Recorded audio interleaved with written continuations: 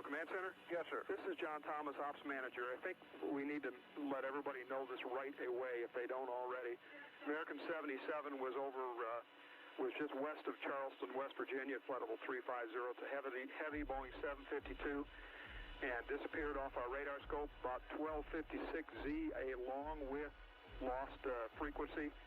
We were treating it as the loss, started to do some procedures to notify search and rescue and whatnot when American Airlines told us they'd had some aircraft or an aircraft hijacked. We now believe that aircraft may have been hijacked, although no one has, we have nothing to verify that. But with the World Trade Center, we could have another loose aircraft out there somewhere. Of course, we wouldn't necessarily be able to pick up the primary there anyway. Okay. But again, remember, nothing has been confirmed as far as which aircraft have hit the World Trade Center, but the other one we have is information headed towards Washington. Okay. Now, let me tell you this. We were looking, we're also lost American 77. American 77? American Where was he proposed to head, sir? Excuse me? Where was he proposed to head, sir? Okay. He was going to L.A. also. He was also going to L.A. Now, from where, sir? I think he was from Boston also. Now let me tell you this story here. Indianapolis Center was working this guy. What guy? American 77. Okay. At flight level 350. However, they lost radar with him. They lost contact with him. They lost everything, and they don't have any idea where he is or what happened. Radar picks up an unidentified target, tracking it eastward at immense speed. Unaware of the intended target, the Secret Service orders the immediate evacuation of the Vice President from the White House. Flight 77 makes its final maneuver, turning 330 degrees in a spiral turn.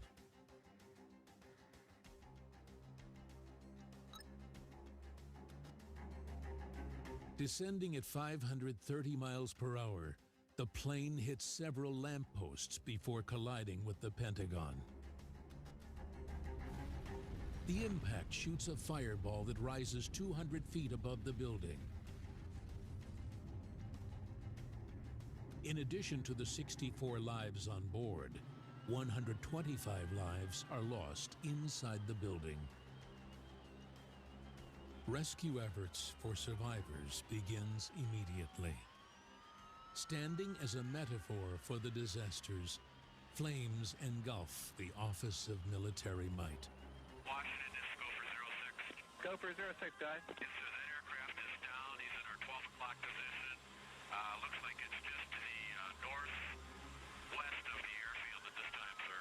Go for 86, thank you. Descend and maintain 2,000. Okay, we're down to 2,000. And this is go for 06. It looks like that aircraft crashed into the Pentagon, sir. Go for 86. Go for 06, thank you. News bulletins report of a fire at the Pentagon, in the dark of its actual cause.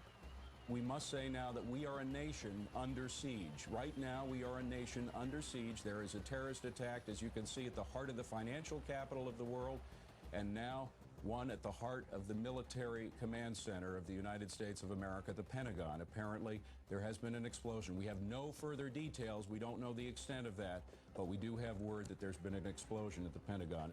With 3 targets hit, focus hones in on Flight 93, the last known hijacked plane airborne.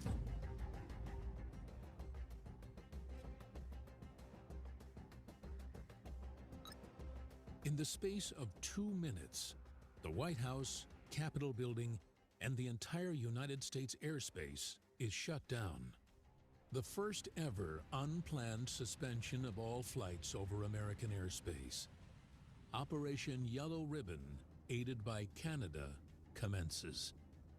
The orders divert all civilian aircraft away from any potential target as fast as possible, grounding planes over the border in Canadian territory.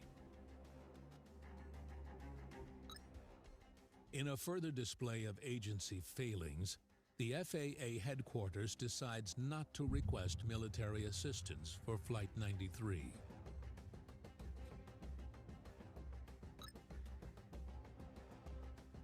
National security agents overhear a conversation initiated by a known associate of Osama bin Laden, the #1 suspect, stating that one more target was still to be hit. That target, unbeknownst to them, was the Capitol or the White House. Having heard the fate of the other aircraft, passengers on board plan a counterattack. In an act of immense bravery, passengers on Flight 93 begin a revolt and attempt to enter the cockpit. Meanwhile, as the struggle on Flight 93 was underway, 57 minutes of burning jet fuel had weakened the steel framework of the 1,362-foot tower. Columns within the structure, unable to hold the weight, buckle and bend.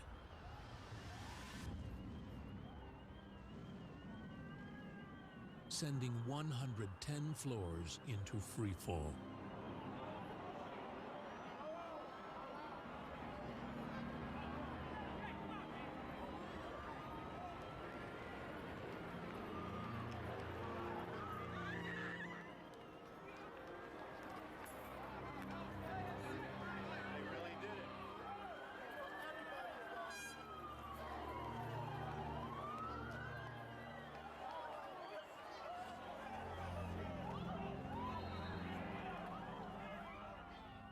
The tower submerges into a thick haze, sucking all saturation from New York City life. I saw the plane exactly going into the building. I was standing right there on 100 Church Street.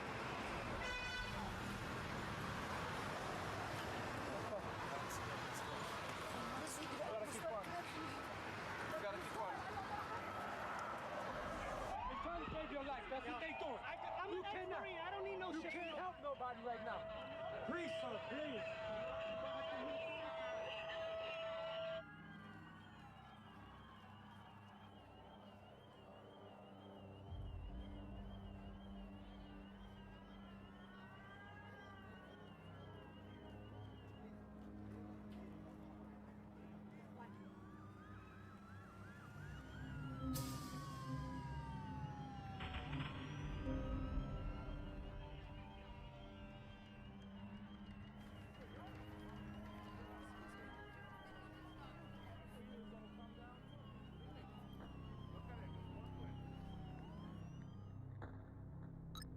Pilots observe Flight 93 wave its wings. The hijackers attempt to end the counterattack. United 93 Yes. was waving his wings as he went past the VFR aircraft. They don't quite know what that means. Flying over Somerset County, Pennsylvania, hijackers send the plane into a 583-mile-per-hour nosedive. Taking the lives of all 40 souls on board. There's a report of black smoke in the last position I gave you. From the airplane or from the ground? They're speculating it's from the aircraft. Due to the brave reactions of patriots, the flight never reaches its intended target. It hit the ground. That's what they're speculating. It's speculation only.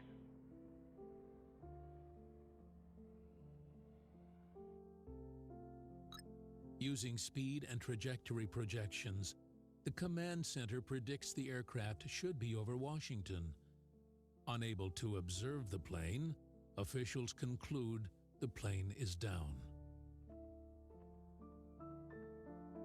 The region commander has declared that we can shoot down aircraft that do not respond to our direction. Copy that? Copy that, sir. I also want to give you heads up, Washington. Go ahead. United 93, have you got information on that yet? Yeah, he's down. He's down? Yes. When did he land? Because we have confirmation. He did not land. Oh, he's down? Yeah, Down? somewhere up northeast of Camp David. Northeast of Camp David. That's the last report. They don't know exactly where.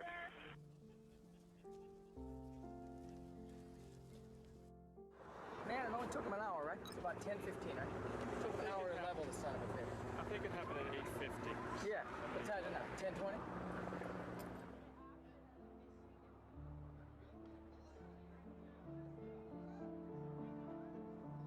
Shocked onlookers gaze at the inevitable. On fire since first impact, over 1 hour and 40 minutes ago, the North Tower begins to crumble and collapse.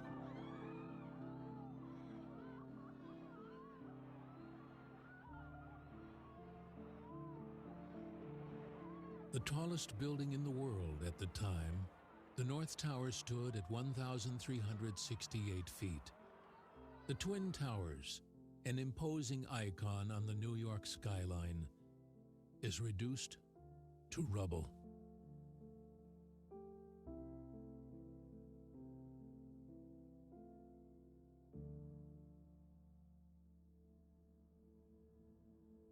Get out of the street! Whoa! Get out of the street! Over a third of the 1,000 emergency rescuers that put their lives on the line, running into the unknown, perished. The catastrophe claimed the lives of 2,753 victims. Many more lives will be taken in the aftermath.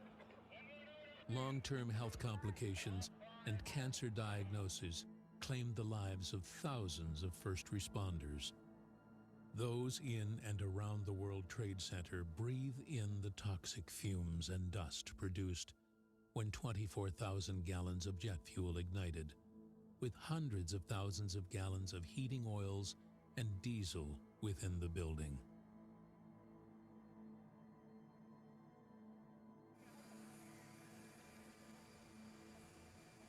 Barksdale Air Force Base.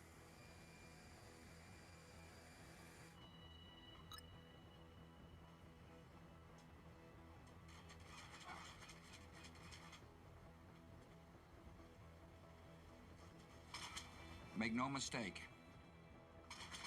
the United States will hunt down and punish those responsible for these cowardly acts. Force Protection Condition Delta is activated, placing all worldwide U.S. military personnel on high alert.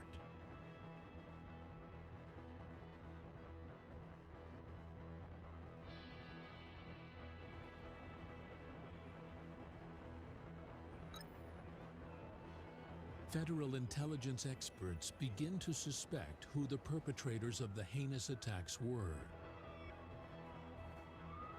All trails point to one man, Osama bin Laden.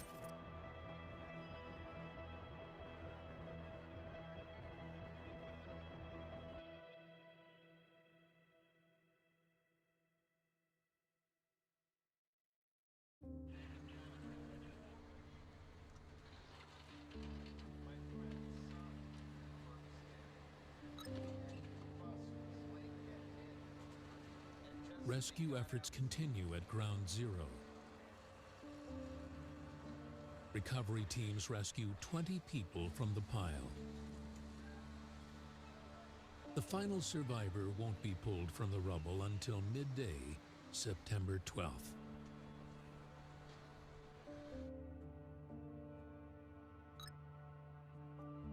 The White House. The President addresses the nation. Good evening. Today, our fellow citizens, our way of life, our very freedom came under attack in a series of deliberate and deadly terrorist acts. The victims were in airplanes or in their offices, secretaries, businessmen and women, military and federal workers, moms and dads, friends and neighbors. Thousands of lives were suddenly ended by evil, despicable acts of terror. These acts of mass murder were intended to frighten our nation into chaos and retreat. But they have failed. Our country is strong. A great people has been moved to defend a great nation. Terrorist attacks can shake the foundations of our biggest buildings, but they cannot touch the foundation of America. These acts shatter steel, but they cannot dent the steel of American resolve. This is a day when all Americans from every walk of life unite in our resolve for justice and peace. America has stood down enemies before, and we will do so this time. None of us will ever forget this day, yet we go forward to defend freedom and all that is good and just in our world. Thank you, good night, and God bless America.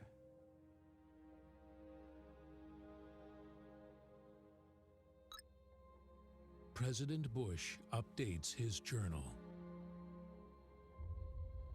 The Pearl Harbor of the 21st century took place today. We think it's Osama bin Laden.